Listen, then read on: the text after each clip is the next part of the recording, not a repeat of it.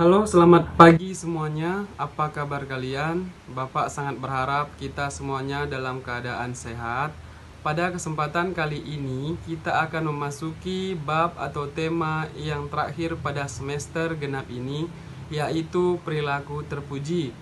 Sebagaimana yang sudah Bapak jelaskan di awal-awal pembelajaran, di saat kita masih bersekolah seperti biasanya, di akhir pembelajaran, nanti kita akan mempelajari perilaku terpuji tersebut. Langsung saja kita lihat materi pembelajarannya. Bab 10 Perilaku terpuji. A. Pengertian perilaku terpuji. Perilaku terpuji adalah perbuatan baik yang dilakukan seseorang kepada orang lain karena memberikan dampak yang positif kepada orang lain, sehingga patut dicontoh dan diamalkan pada keseharian kita. Bisa nanti kamu lihat pada catatan kita yang telah Bapak sharekan. Nah, di situ terdapat bahwasannya berikut ini adalah beberapa contoh perilaku terpuji dalam kehidupan sehari-hari. Contoh perilaku terpuji atau perbuatan baik antara lain: 1. Membantu menyeberangkan orang yang sudah tua. Di sini dimaksudkan kalau kamu tadi berada dalam lingkungan masyarakat, maka kamu akan apabila melihat orang tua menyeberang jalan, apalagi mereka dalam keadaan kesusahan, kamu boleh membantu mereka dengan senang hati, sehingga nantinya perilaku terpuji yang kita terapkan dalam sekolah itu bisa kamu lakukan di kehidupan sehari-hari. Yang kedua, membantu guru membawakan peralatan belajar. Ya, ini kerap kali sangat identik dengan yang kita lakukan, di mana pembelajaran penjas kita selalu membutuhkan alat kegiatan. Di situ nantinya kamu membantu guru menyiapkan peralatan pembelajaran seperti membawakan bola, membawakan kun, membawakan matras, banyak dan lain sebagainya. Selanjutnya, yang ketiga, menolong teman yang mengalami kesulitan. Di situ, apabila ada teman kita dalam keadaan kesulitan, misalnya dalam kehidupan sehari-harinya, boleh juga dalam kegiatan pembelajaran kita, yaitu pada saat teman kita itu kita dalam keadaan pendas atau terjadi sesuatu hal yang tidak kita inginkan, maka kamu boleh membantu dia seperti merangkul dia berjalan untuk kembali ke dalam kelas. Begitu juga apabila ada teman kita yang memang kakinya kurang baik atau lagi pusing, kita bisa membantu dia untuk berjalan menuju ruang BP. Dan selanjutnya, 4. Melerai teman yang bertengkar atau berkelahi. Di sini juga sangat penting untuk kita sebagai teman melerai teman kita. Jangan hanya kita mendiamkan, apalagi sampai kita menghasut sehingga teman kita itu bisa menjadi lebih berantam. Kita harus bisa melerai mereka sehingga terjadinya perkelahian itu tidak terjadi. Oke, itu. Selanjutnya B. Macam-macam perilaku terpuji dalam pergaulan sehari-hari. Ya, kita masuk ke pembelajaran B. Macam-macam perilaku terpuji dalam pergaulan sehari-hari. 1. Perilaku terpuji terhadap orang yang lebih tua. Bisa kita lihat dalam materi yang sudah Bapak bagikan, orang yang lebih tua adalah orang yang secara usia berada di atas kita. Di sekolah, orang yang lebih tua adalah kakak kelas, guru, dan karyawan sekolah. Perilaku terpuji yang dapat dilakukan kepada orang yang lebih tua adalah A. Sopan dan santun. Nah, di mana dalam sopan dan santun ini terhadap orang lebih tua itu kita harus terapkan. Contoh, apabila kita bertegur sapa dengan orang yang lebih tua itu, kita selalu mengucapkan salam terlebih dahulu. Apabila dengan orang yang lebih tua, apalagi guru, sebelum adanya pandemi COVID-19 ini, kita sebagaimana biasanya salam terhadap guru apabila bertemu, mengucapkan selamat pagi. Setelah kita kemarin ada pandemi COVID-19 ini, kita tegur sapanya seperti menjabarkan atau menaruh tangan kita di dada sebelah kiri dan mengucapkan selamat pagi. Jadi di sini banyak dalam kata sopan santun, atau setiap bertemu dengan orang itu kita memang harus selalu bertegur sapa, bukan mendiamkannya. Sekarang kita masuk yang ke B. Hormat dan bertutur kata yang lembut. Di sini maksudnya hormat dan bertutur kata yang lembut itu bagaimana kita selalu apabila ketemu dengan orang yang lebih tua selalu mengucapkan salam seperti yang Bapak bilang tadi, bukan malah menunjukkan muka yang ketus, atau bisa bilang kamu bertemu orang yang lebih tua itu katanya seperti membentak-bentak. Ya, itu hal yang tidak sangat disarankan. Sekarang kita masuk ke posisi yang C, yaitu membantu guru membawakan peralatan belajar. Nah, di sini seperti yang sudah kita bahas tadi, termasuk masuk dalam kategori perilaku terpuji, termasuk juga dalam perilaku terpuji terhadap orang lebih tua. Nah, seperti yang contohnya C, membantu guru membawakan peralatan belajar. Nah, di sini kamu juga tetap masih dituntut untuk menolong orang lebih tua, termasuk guru dalam sebuah sekolah. Yang D, mematuhi perintah yang diberikan oleh guru. Nah, di sini pastinya setiap guru memberikan perintah itu merupakan hal yang baik untuk kamu lakukan, sebagai contoh melaksanakan tugas, latihan, maupun PR. Di sini kamu harus betul-betul mematuhi dan menyiapkan materi tersebut dengan waktu yang telah diberikan oleh guru. Sekarang kita masuk ke 2, perilaku terpuji terhadap teman sebaya. Di samping tadi yang telah dibahas terhadap orang lebih tua, maka poin yang kedua, kita akan membahas perilaku terpuji terhadap teman sebaya. Apa sih yang dimaksud dengan teman sebaya? Teman sebaya adalah orang yang secara usia sama dengan kita dan berada pada tingkatan kelas yang sama. Ini bisa dimaksudkan adalah teman satu kelas kita atau satu tingkatan dengan kita. Kalau kamu 41, bisa teman sebaya kamu 42, 43, dan 44. Nah, untuk kegiatan atau perilaku terpuji terhadap teman sebaya itu adalah A, menolong teman yang mengalami kesulitan. Nah, di sini termasuk yang juga kita bahas tadi, teman yang kesulitan, seperti apabila teman ada yang sakit, kita bisa menolong mereka. Apabila teman ada yang mau izin untuk melapor kepada guru, boleh kita bantu. Selanjutnya B, tidak membeda-bedakan teman dalam bermain. Nah, ini sering atau kerap terjadi dalam kehidupan kita sehari-hari, apalagi di dalam sekolah. Kalian sering ataupun pernah melakukan, misalnya ada teman karena dia tidak suka terhadap teman tersebut, selalu untuk mengajak teman lainnya atau menghasut teman lainnya untuk tidak menemani teman yang satunya. Nah, ini sangat dilarang. Kenapa? Apabila ada permasalahan yang kita lakukan terhadap teman kita, segeralah untuk meminta maaf atau langsung membicarakannya. Jangan membuat teman-teman itu untuk menjauhi dia. Nah, itu hal yang tidak baik. Atau membeda-bedakan, misalnya rumah kita lebih dekat dengan si A, akhirnya kita ingin berteman dengan si A saja, si B itu yang jauh rumahnya, kita tidak mau dengan si B. Itu juga merupakan hal yang sangat dilarang. Apalagi seperti suku, kita mempunyai suku Batak misalnya, hanya mau bertemannya dengan orang Batak saja, itu juga tidak boleh. Kita harus menerapkan seperti lambang negara kita, yaitu Bhinneka Tunggal Ika. Biarpun berbeda-beda, tetap satu juga. Itu dia. Selanjutnya yang C, bekerja sama dalam mengerjakan tugas kelompok. Ini yang dimaksudkan ini merupakan bukan pada saat kita ujian. Contoh, pasti guru selalu memberikan tugas individu atau tugas perseorangan dan tugas kelompok, di mana yang kamu boleh bekerja sama itu apabila ditugaskan untuk secara memang berkelompok. Kalau ditugaskan mandiri, lakukan dengan mandiri. Kalau kelompok, boleh kamu bekerja sama. Nah, tapi di sini dalam bekerja sama ini jangan sampai kamu tidak bisa bekerja sama dalam kelompok, sehingga nanti apabila diberi tugas kelompoknya itu terlambat diselesaikan atau malah tidak diselesaikan gara-gara kamu melapor sama guru, saya tidak suka dengan si A. Nah, itu yang tidak boleh. Di sini tidak boleh membeda-bedakan. Kita harus bekerja dengan kelompok dengan baik.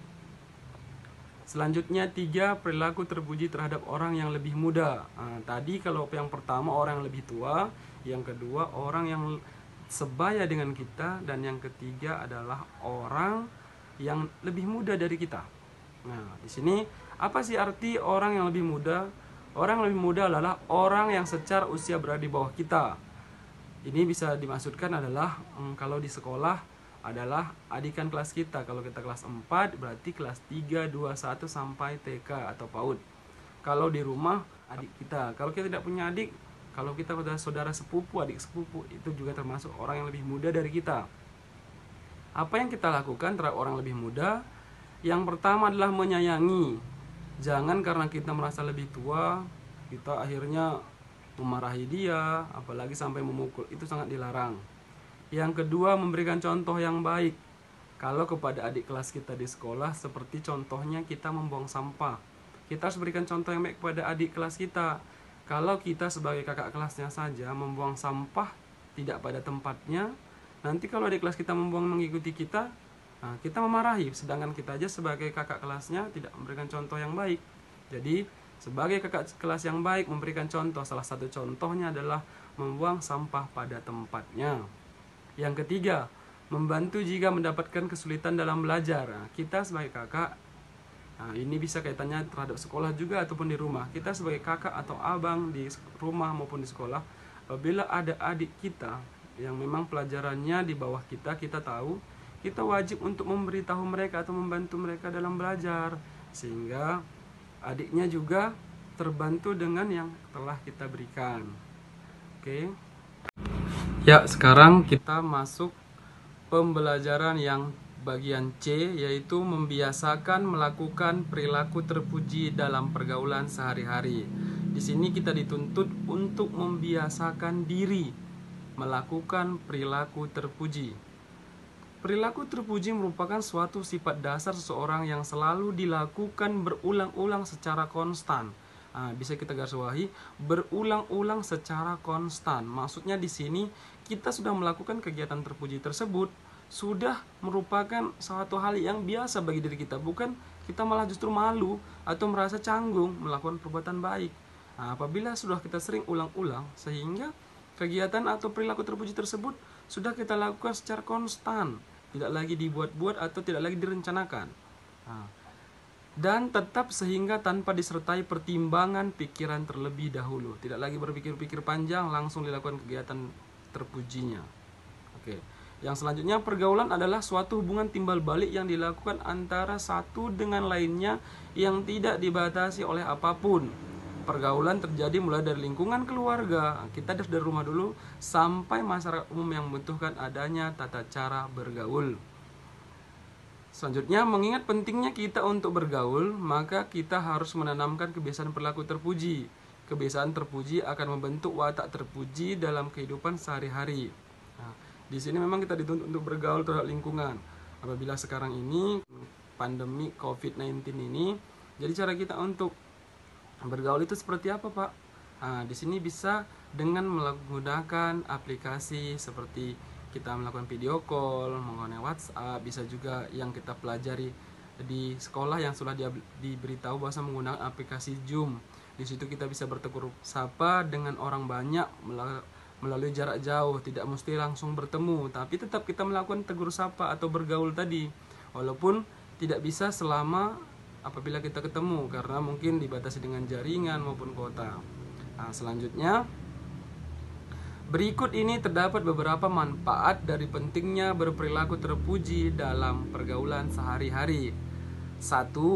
Menjadikan manusia yang bertakwa. Nah, poin yang pertama ini memang sangat penting karena dimanapun kita berada, kita mempunyai ajaran atau agama kita masing-masing. Di sini kita dituntut untuk menjadikan manusia yang bertakwa terhadap agama kita harus bertakwa, dan aplikasi nanti apa terhadap kehidupan kita sehari-hari juga akan teraplikasikan. Yang kedua, mempererat tali persahabatan. Nah, di sini kita dituntut untuk mempererat tali persahabatan.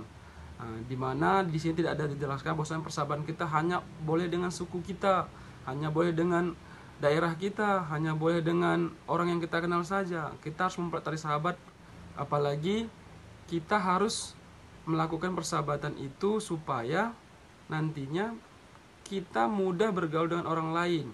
Memang tidak semua orang bisa kita jadikan sahabat, tetapi apabila kita memiliki banyak sahabat sehingga akan memudahkan kita untuk melakukan hal apapun.